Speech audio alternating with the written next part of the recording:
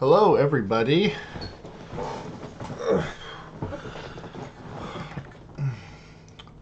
Hello, everybody. It's good to be back.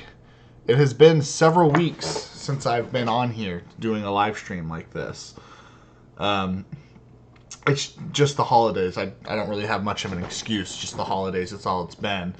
There was Thanksgiving, and then there was the time in between Thanksgiving and now. I've been seeing family. I've just been really busy. There was one Sunday because I try to do this every Sunday. I want to do it more often, but I've only been doing it Sundays. But there was one Sunday where I just outright forgot. Like, I was home, I was here, I was playing video games. It was like 8 o'clock on a Sunday night, and I was like, oh, geez, I could have done a live stream today. My bad. But here I am for another episode of Bretflix and Chill. And again, I don't know if I'm going to be here next week. Maybe not, because Christmas is this Wednesday, and I'm going to be out of town until Saturday. So I'm going to be seeing family again, and I'll be back hopefully on Saturday. So maybe there'll be an episode Sunday. There is some stuff I'd like to talk about, actually. This whole episode is going to be dedicated to the new Kevin Smith movie, but I've been watching a lot of other movies that I'd love to talk about. Like, I saw Honey Boy last night, the one that Shia LaBeouf stars in, and he wrote it and stuff. It's about him and his father, and that was an amazing movie. Such a good movie. Beautiful film. But we're not here for that. We're here for Kevin Smith. And I have always been a big Kevin Smith fan. And it's weird to say this. It probably sounds really inappropriate, but I've been a Kevin Smith fan ever since I was a little kid. I remember the first movie of his I ever saw was Jay and Silent Bob Strike Back. I never heard of the guy. It was right as it came out, so I would have been, when did it come out, like 2001 or something like that. So I would have been like 8 or 9 when it came out, and I remember we rented it. The whole family got together and we watched it, and it was the funniest movie I'd ever seen in my life. When you're a little kid, it's easy to make you laugh, and this movie's just filled with, as Ben Affleck says, weed, dick, and fart jokes. And when you're a little kid, a fart joke, that's all you need to make you like cry laugh. And I was definitely cry laughing throughout the entire thing. I've seen Jay and Silent Bob Strike Back now like at least a couple dozen times, and that's a low estimation. At least a couple dozen times I've seen that movie. After we saw Jay and Silent Bob Strike Back, the whole family really liked it, and we quickly learned that Kevin Smith has this whole universe, the View Askew universe, where all of his films have recurring characters, and so we went on from there. We saw Clerks, we saw Mallrats, Chasing Amy, we saw Dogma, all of his films up to Jay and Silent Bob Strike Back, because that was his newest one at the time. And throughout the years, we've been there for every single one to come out ever since. I got to see Clerks 2 in the theater, which was really cool, and it was great seeing Zack and Miri, and I even didn't hate Cop Out. I've been a really, really consistent fan of his. I don't think he's ever made a bad movie, honestly. Everyone always craps on Jersey Girl, and I love Jersey Girl. I think Jersey Girl is an excellent movie. Cop Out, isn't an excellent movie. I'm not gonna defend that one a whole bunch. But it's a fun action comedy. I don't hate Cop Out. I think it's an alright movie. And then in Kevin Smith's recent years, he's been making super weird movies, the Walrus movie. He made Tusk. Everyone's like, oh, that's that weird walrus movie. And it is a weird walrus movie. A dude gets turned into a walrus. Very strange. And then his last one, Yoga Hosers, about Nazi sausages that take over a convenience store. His movies are super strange. Excuse me. They're super strange, but I still think they're consistently good, and they're always funny. And Red State's actually a really effective horror drama film. I think it's one of his best movies. And Tusk, I think, is also a pretty disturbing horror movie, and Yoga Hosers is super fun. I made a whole video about it on my channel, just me giving my thoughts on Yoga Hosers. So I won't comment too much on Yoga Hosers now. Just hop over to that video if you want to see it. But Kevin Smith means a lot to me, and I have talked a lot about that on my channel before. Like Chasing Amy is in my top 10 favorite movies of all time. I even put it. I believe I put it in my top 5 favorite movies of the 90s. I made a video on that. So Kevin Smith, every time he makes a movie, it's kind of an event for me. I'm always very, very excited to see what he's going to do next. Because even like lesser Kevin Smith movies, you could say, like, if, a lot of people are going to say stuff like Tusk and Yoga Hosers are lesser Kevin Smith, and maybe it is, maybe it isn't. I don't personally think it is, but even if you do think it is, you can at least admit, like, hey, a lesser Kevin Smith movie is still very interesting. It's still gonna be unlike any movie you've ever seen. So, like, even Kevin Smith at his worst is still a fascinating filmmaker. And I think those movies were well done, and I think they're fun movies. They're good movies. Unironically, I think that. And so you get word he's making another Jay and Silent Bob movie. It's a reboot. It says right in the title, Jay and Silent Bob reboot. It's kind of doing the old plot from Jay and Silent Bob Strike Back, and you're just like, okay, that's interesting. I mean, I'm excited for that, to see these characters come back and it's timely. Like, that's all Hollywood's doing is reboots and stuff. Like, even movies that that aren't like technically reboots, even movies that aren't technically remakes, basically are. And in fact, that's one thing they make fun of in this movie is they make fun of The Force Awakens as being like the best reboot because it's so, it's such a disguised reboot. Like, it's a sequel technically, but it really is meant to reinvigorate the Star Wars franchise and to bring it back so they can start pumping out Star Wars movies and stuff and selling merchandise. And now they have new shows, and they have side films they're doing, and they have all this stuff going on. It's all thanks to Force Awakens. Like, it really was a reboot, technically a sequel. Basically, it's just a reboot. That's all it is. And you can even say it's kind of a remake as well. It's the same story from A New Hope. But I mean, everyone already knows that. That's no secret now. So you think, like, okay, Kevin Smith kind of tackling the whole reboot thing. That could add for some really interesting commentary on Hollywood and on just like the state of movies.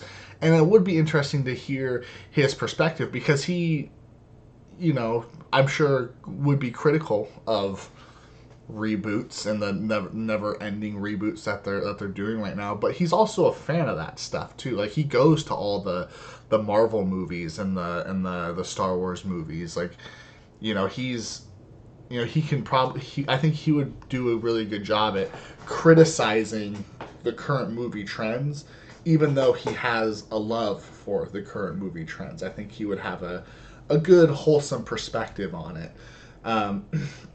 Now, even though this movie is called Jay and Silent Bob Reboot, I don't think he really is intending on now crapping out a bunch of Jay and Silent Bob movies. I don't think that is what he wants at all.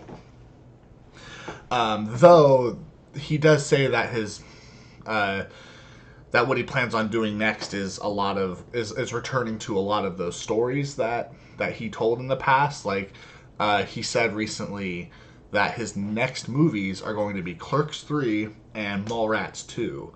So it's like, I mean, I don't think that is because of this movie, because of Jay and Silent Bob Reboot. Those are movies he's been trying to do for a lot of years, actually. In fact, Jay and Silent Bob Reboot is made up of a lot of scenes and ideas that he had originally written for scripts in the past for Clerks 3 and Mallrats 2. I guess the opening of Jay and Silent Bob Reboot was originally going to be the opening for a script he had written for Clerks 3. So, like, Jay and Silent Bob Reboot is made up of scraps of these other movies. So these other movies were going to happen regardless.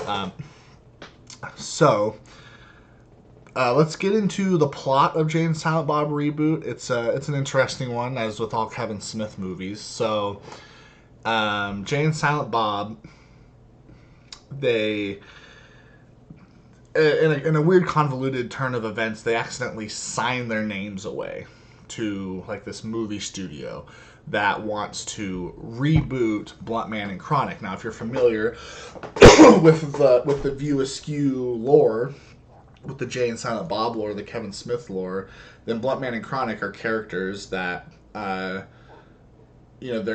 comic book characters based on Jay and Silent Bob, and in Jay and Silent Bob Strike Back, the whole story of that movie is they're going to make a movie out of Blunt Man and Chronic, and Jay and Silent Bob decide to go stop it because it's causing a lot of people on the internet to talk bad about Jay and Silent Bob.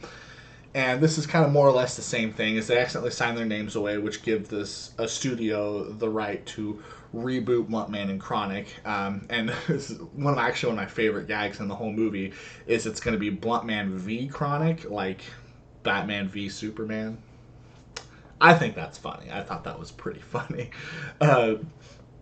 So they decide to go to Hollywood again and stop the movie from being made. That's the most simple version of it. There's a lot of other stuff that goes on, and maybe I don't want to spoil it because the movie, I don't know if the movie is technically out yet. I have seen it twice in theaters, but those were both kind of special events. I saw it once. I saw it once back in October, I believe. That was the first time I saw it. I saw it in October because Fathom Events, this movie theater chain thing, they were showing Jay and Silent Bob Reboot as an early screening thing, and it was actually a really cool night. There was a double feature where they showed Jay and Silent Bob Strike Back first, and then following that was Jay and Silent Bob Reboot. That was a really fun night. And then I saw it a couple weeks ago for the second time down in. I live in Portland. Me and my roommate, one of my hetero life mates, Felix. We drove down to Salem to a theater where they were playing it, and Kevin Smith and Jason Mewes were there in person to actually introduce the film, and they did a Q&A afterwards. I didn't get a whole lot of pictures of it. I mean, I thought about putting them up on the stream so you guys could see the pictures, but they're honestly not that good. They're kind of zoomed in, and it's Kevin Smith and Jason Mewes on stage with mics in their hands. It's not really anything too interesting to see, but that was also an extremely fun night. Where was I? Oh yeah, I don't know if the movie is really out yet, so I don't officially. I'm not sure what kind of release it's going to have or anything, so maybe I don't want to spoil things too much. But I'll say that on their journey to Hollywood, from Jersey to Hollywood again, Jay finds out that he has a daughter, that he got someone pregnant 18 years ago. His daughter's now 18. He meets her, and she goes on this trip with Jay and Silent Bob to Hollywood. And part of the convoluted plot is she doesn't know that he's her biological father and all this stuff, but that gets revealed later and whatever. And of course, on their way, they meet a lot of strange people. They run into, what's his name? Fred Armisen, I think his name is, the guy from Portlandia. They run into him. They run into the KKK. They run into an old lover. A lot of events happen, and then they're on their way to Hollywood, but not just Hollywood, to a convention that's being held called Chronicon. Now, in the years since Jay and Silent Bob Strike Back, in the lore of the film, Blunt Man and Chronic has kind of achieved cult status. When it came out, and Jay and Silent Bob Strike Back, everyone hated it. Thought it was one of the worst movies ever. But in the years since, it's been seen as one of those it's so bad it's fun things. So a lot of people get together at this Chronicon every year to celebrate the movie, and so they're going to go to this Chronicon where there's some sort of link to the reboot that's going to be made, and so they're going to stop it. And one thing that's kind of meta is in the film, the reboot is being directed by Kevin Smith. So you have Kevin Smith playing himself. You also have him playing Silent Bob. obviously when he's playing himself, he is very vocal, as he is in real life, just talking and talking, has so much to say, very very animated, very excited. Um, so that's the plot of the movie. Now, of course, the movie's not just its plot. The movie is so much more than that. The plot is only a hook. Like, what did Roger Ebert say? He said, "A movie is not what it's about. A movie is how it's about it." So, like, you have Jay and Silent Bob. You have this plot. You have a bunch of returning characters from Kevin Smith movies of past. Matt Damon makes an appearance. Ben Affleck makes an appearance. Joey Lauren Adams does. Rosario Dawson and Elizabeth Shannon. Everyone you kind of expect to see shows up here. Even Jason Biggs and James Vanderbeek show up in the movie. The cast of Clerks shows up. It's and some lesser people. No, I don't want to say lesser. That was mean, but smaller roles from movies. People show up. There's a lot of things where you can go, hey that guy, hey that guy. You kind of have to be pretty familiar with the Kevin Smith movies to be able to catch everybody. And in fact, the second time I saw the movie, I saw a lot more people in it than I had missed from before. There's also a pretty good homage to Stan Lee. There's I think Kevin Smith, when Kevin Smith is playing Kevin Smith, he's wearing like a t-shirt with Stan Lee on there. So that was actually really cool to see. So everyone's back. All these familiar jokes are coming back, and characters and plot lines, and you have just that Kevin Smith brand of humor. That was very influenced by Jason Mewes. You have all of these elements back, and how well do they work together is the question. Like, is the movie funny? Is the movie engaging? Is it, is it a good follow up to Jay and Silent Bob Strikes Back? And the movie was okay. I'm gonna say it was okay. And in fact, the first time I saw it, I really didn't like it. The first time I saw it, I was just like, man, did I see the first bad Kevin Smith movie, in my opinion? Because like I said, I liked Cop Out, and I liked Yoga Hosers, and I love Jersey Girl, So I think all those movies are legitimately good. So in my eyes, I'm just thinking, did I finally see the first bad Kevin Smith movie? It was kind of troubling. I didn't want to say yes. I was like, well, I laughed at times, and it was a fun night. I saw Strikes Back with an audience, and we went right into Reboot, and it should have been better, I guess. Here's the thing. I think the reason why I didn't really like a lot of what happened, or I didn't like the jokes, or I didn't like the callbacks or anything, it's just because it's what more did it add to anything that the characters were doing? If you've seen the movie, maybe you'll know what I'm talking about. So when Shannon Elizabeth comes in, or Matt Damon comes in, or when all these people come in, and you're like, hey, there's that person that I've seen in other Kevin Smith movies playing that character I know. And then most of the time, it doesn't amount to any more than just saying, oh, hey, it's that guy.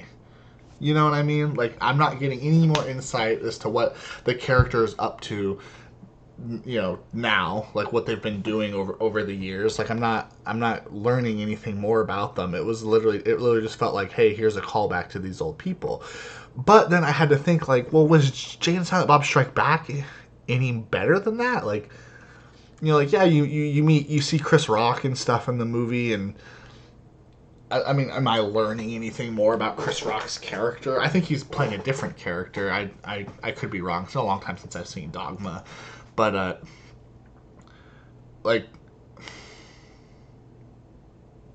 don't know. It's really hard to kind of describe it. When I saw these characters in Strike Back, I was very excited to see them. When I see Holden McNeil, I'm like, hey, it's Ben Affleck from Chasing Amy, you know? Like, and then even when I see Ben Affleck come back again where he's playing himself, I'm so excited to see him.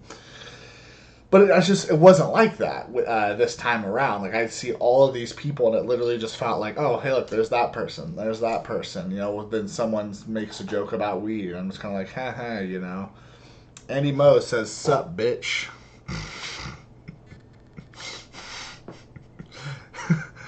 Oh, man. Not much. No, there's not much up with me, my dude. I'm just streaming, you know. I'm talking about Jay and Silent Bob. Talking about how disappointed I was in the new movie. It's going to come back around, though. I don't know how much you've been watching, but I was disappointed with Jay and Silent Bob Reboot. But it comes back around towards the end, so you better keep watching to hear why. But where was I? Yeah, I was just talking about just kind of how empty most of the cameos felt in Reboot. And like I said, like that was like my reasoning for it. I was trying to say like, oh, it's because nothing is added to these characters when they appear in this movie. What's the point? But I mean, I feel like the same sort of thing could be said about a lot of the cameos in Jay and Silent Bob Reboot. But I don't know. I don't know. It's kind of a hard thing to say. Maybe the writing was better in Strikes Back than it was in Reboot. That's also kind of hard to say. But the analogy I had come up with, I came up with an analogy I really like. It's kind of long-winded. It's a long-winded analogy, so you're going to have to bear with me, and maybe it won't make any sense. But it's an analogy that makes sense to me, where, like, say you are a big fan of a band, like a rock band or some sort, you know, anything. Any sort of artist, a musician. You're a huge fan of that person or that band, and you have all of their albums, and you know their albums front and back. Like, you've listened to them all a million times. You know, you could listen to 2 seconds of any song and know which one it is. Well, I think that Jay and Silent Bob Strikes Back feels like a live album. You know what I mean? Where like you're hearing the same jokes and you're seeing the same characters that you've seen in other Kevin Smith movies, but it's like you're seeing them for the first time in a way. So it's like the live album thing where you put in Exit Stage Left and you hear Tom Sawyer, and it's like, I know Tom Sawyer because I have Moving Pictures, the album, and I know that song very, very, very thoroughly. But when you hear it live, it's still like a different experience. And that's what Jay and Silent Bob Strikes Back feels to me. It feels like the live album where you're seeing characters and you're seeing jokes and you're seeing things that are very familiar, but it's like you're experiencing them for the first time in a way. Or like you're getting a different perspective on them. You know, you're seeing something in those jokes that you didn't see when you saw them in Chasing Amy or Mallrats or Dogma. Now, Jay and Silent Bob Reboot, to continue with this music analogy, to me feels like a greatest hits compilation, where like, you know, like you know, I'll stick with Rush. I like their music quite a bit.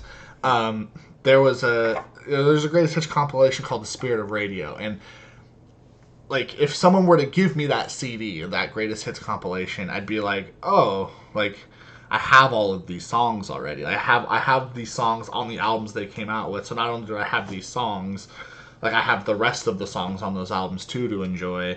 These songs are just lifted from the other albums and put on this compilation. So it's not like I'm hearing it in a different way.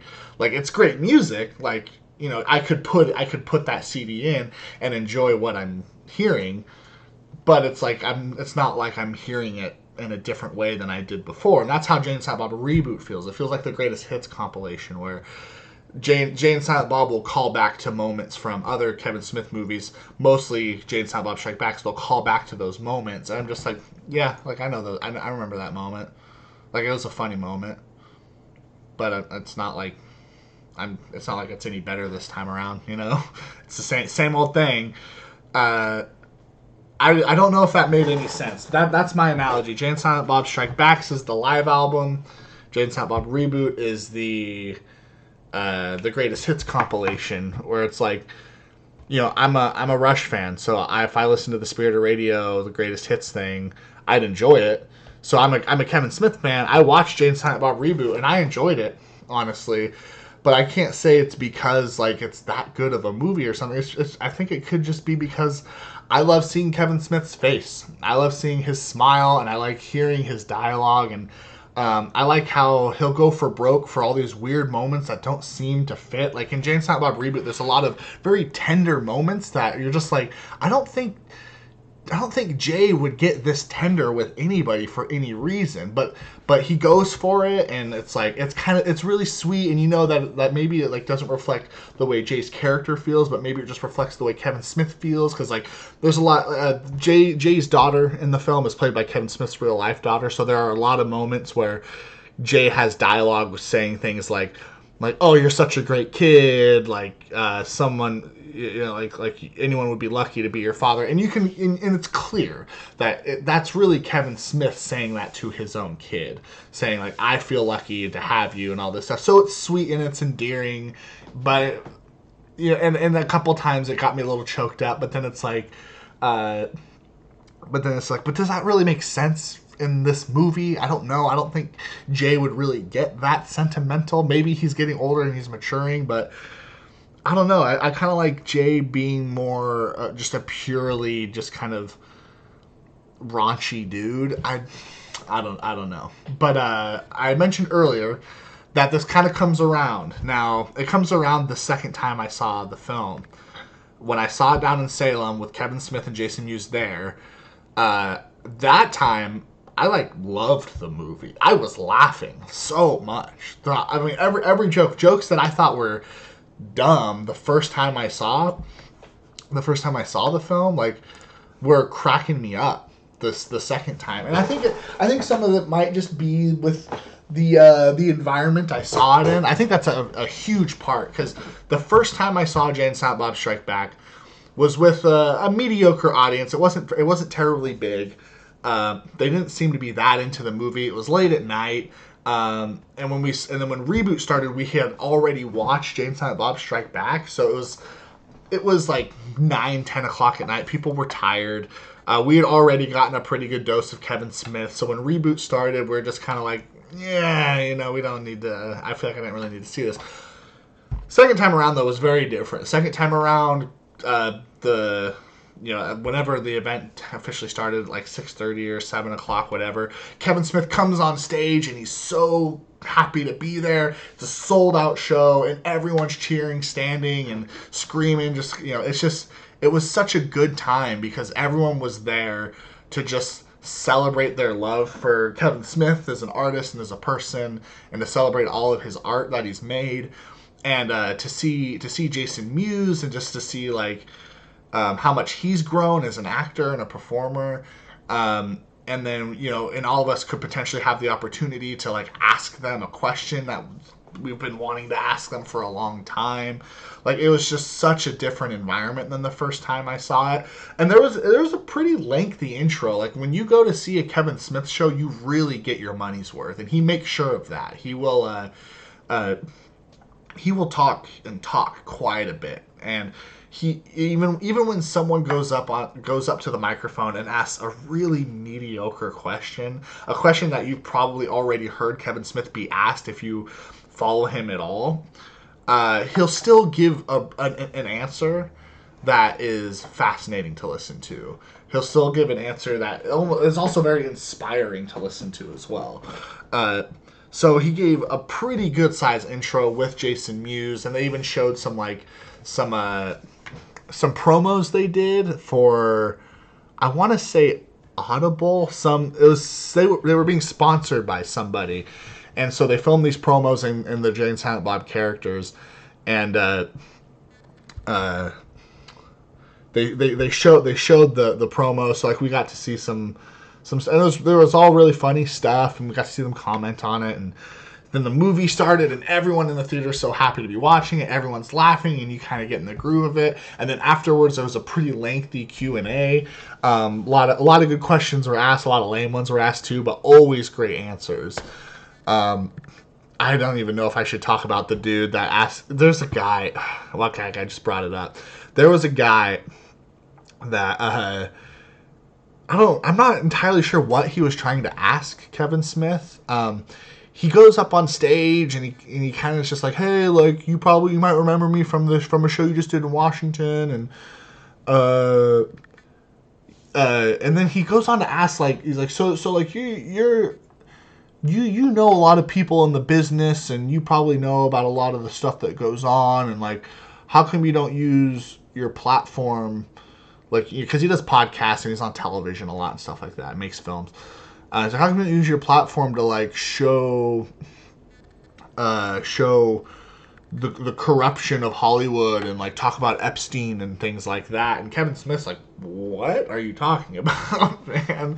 Well, I mean he knows who Jeffrey Epstein is, but it's like what are you trying to say? Like, I know who killed Jeffrey Epstein? Like you're trying to say like I know all the players and stuff? Like I don't know if that's really my place. And I think, and it's hard to describe, but I think that's what the guy was trying to ask him, because it ended up being like this 10-minute long like thing of him on the mic trying to explain what he's trying to ask, and people started to boo him and shout at the guy, but Kevin Smith was really cool about it. He was just like, no one boo him, don't boo him, let him say his piece, you know. He was trying to understand him, and Kevin Smith actually was able to turn that around again into something very positive. So like everyone's hating on this guy, claiming that Kevin Smith probably knows what happened to Jeffrey Epstein.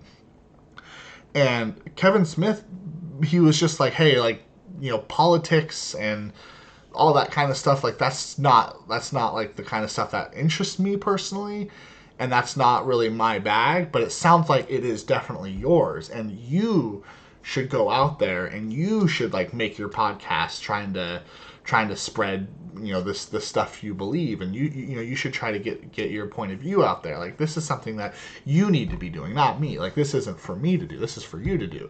And I was like, God, that's so cool. I love the way Kevin Smith's just able to like he's just able to turn that kind of stuff around, and to turn something, because when this guy first got on the mic, things were getting really awkward, and I thought like, oh no, he's gonna piss somebody off. He's already pissing the audience off, but he's gonna piss off Kevin Smith and Jason Mewes. But like, Kevin didn't go there. He knew how to make it into like a good thing, and that was always really cool. And that's kind of like his biggest message, is like, it's something that's kind of weaved in everything he talks about at these Q&As. I've seen him in a Q&A before, and I've also seen like the DVDs and stuff he's released, and it seems like what his big message is like, you know, no one's going to make your movie for you. You have to be the one to make your own movie, because that's why he made Clerks, was he felt like he wasn't seeing any movies with people that looked like him or talked like him or were interested in the things he was, or just in the type of the world he inhabited. Like, no one makes movies about guys who works at convenience stores that talk about Star Wars and weed, you know what I mean? And he just realized, like, no one's gonna make that movie. That's not, you know, I'm not gonna go to Steven Spielberg and say, hey, make my movie. It's like, no, that's my movie. I have to be the one to make it. That's kind of his overall thing, is like, don't tell another person that they need to do something like for you. Like, you have to be the one to do that thing. And so this guy's trying to tell Kevin Smith, like, you should use your platforms to spread awareness for these like really important issues. And Kevin Smith is just like, you should, you know, you're the one who's clearly passionate about these things. And that was always been one of the most inspirational things for me. It's like I want to be a filmmaker one day. I've been saying this for years, and really the only reason why I'm not making films is my own fault. I fully realized that. I have all these ideas in my head for things I want to do, but it's like, no one's going to make those movies. I'm going to have to be the one to make my own movies. Those movies won't get made until I finally step up and do something about it. And Kevin Smith's always been one of the most inspirational things for me as a person and as a wannabe artist, you know, things like that. Like, so that's one part of the reasons why this dude's very important to me. Everything he says is very important to me. What was I saying? Oh, I was talking about the vibe, just like the vibe of the second night I saw the film. I walked away from that theater with my roommate Felix, who was there with me the first time I saw it as well. And the thing we kept talking about was like this movie was just so much better the second time we saw it. And we know that just had to be with the environment we saw it in. So we're just like, I don't know how good or bad this movie is now. I have no idea. Like, we're probably not going to know until it comes out on Blu-ray and we watch it at home. And then we'll be like, oh, okay, this movie isn't very good. Or it's like, oh, this movie actually is pretty good. Because, yeah, I mean, I was probably very tired that first night I saw the movie. And I was already had a good dose of Kevin Smith. Like, I felt like I didn't need any more, but then I had to sit through a whole other film, so obviously I'm not going to respond to it as well as I did the second time, where it had been a couple months since I'd seen the movie, since I'd seen any Kevin Smith movie, and it had been, and Kevin Smith was there, and there was nothing but Kevin Smith nerds there, you know, sitting next to me, and we're all like in on every joke that's happening in the film, and it was just such a good time. Overall, Jay and Silent Bob Reboot. Do I recommend this movie? I don't know. I really don't know. Like, and obviously, like, that's not a very good sign to say I don't know if I should recommend it. That probably means you're not going to dig it very much. Like, maybe it's only going to appeal to people who are already fans of Kevin Smith. I can't tell. There's a lot of jokes in the movie that are going to refer to things that you're only going to get if you've seen all of his movies and know he's the one who did it. Like, he makes fun of Tusk in the movie. He makes fun of Yoga Hosers and the fact that he puts his daughter in all of his films, and he makes fun of Jersey Girl and stuff. And like, if you don't know Dogma, you're not going to get Matt Damon's. You're not going to get his cameo in the movie at all. Like, that's.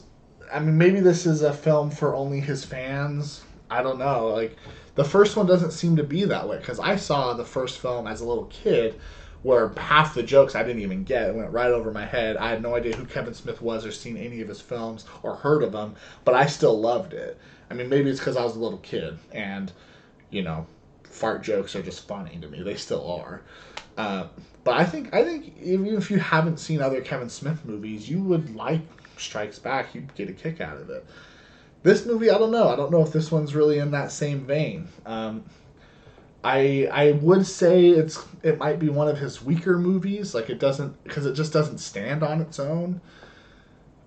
And I don't think it's as well written as other movies of his. Like, but it's not it's not a bad movie. But I would say it's one of his weaker ones.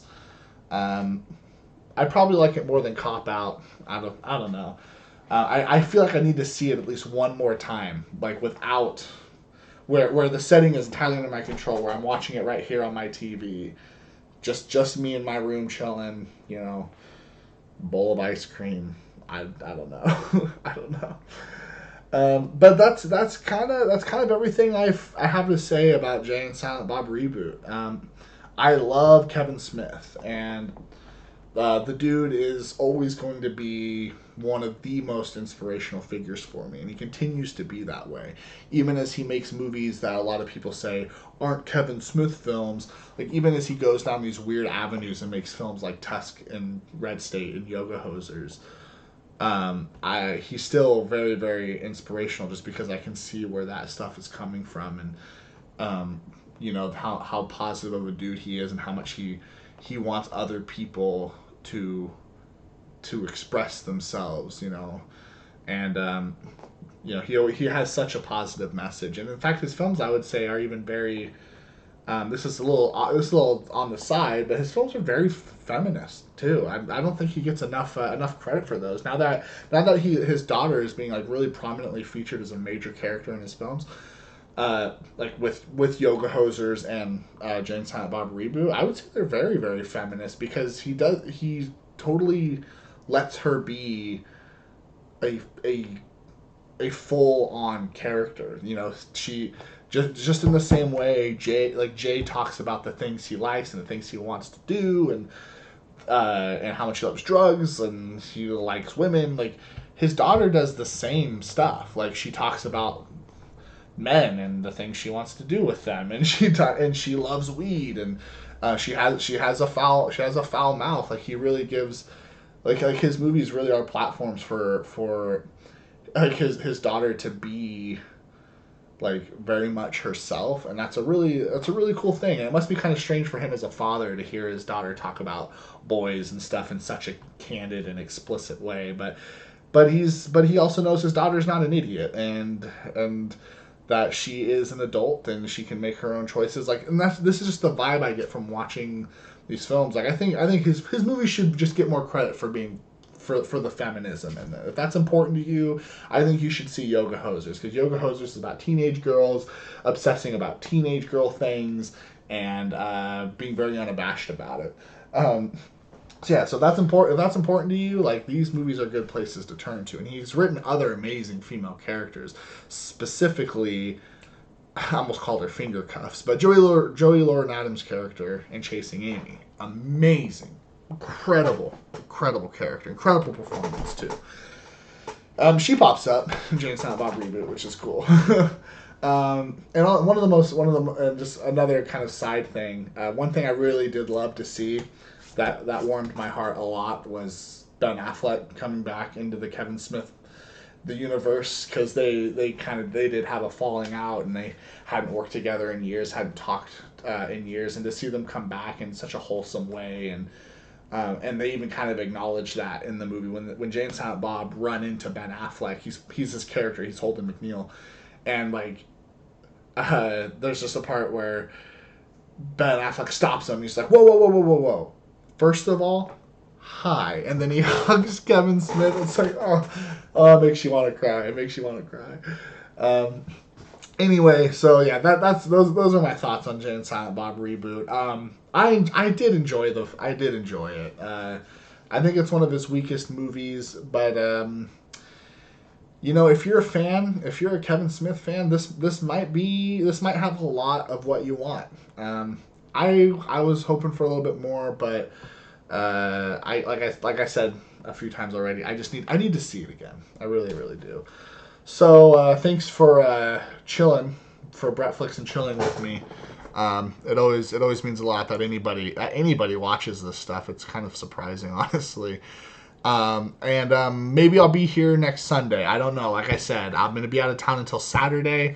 Don't know when I'm going to get home Sunday, because I'm not going to have anything like prepared. Normally, I do all preparations on like Saturday. Like, I'll get pictures and stuff, and I'll write some notes maybe, or I'll do a lot of reading about what I'm going to talk about. But I'm not gonna be able to do any of that Saturday. I don't really think I need to. Like, I didn't do any preparation for this episode. As you can tell, the sides of the screen have no pictures like I normally have. I don't have anything written down, any talking points I specifically want to do. So I don't know. We'll see how it goes. If not, then definitely the Sunday after that, because there are things I want to talk about. I'd love to talk about Honey Boy. It was such a great movie. So anyway, have a good day.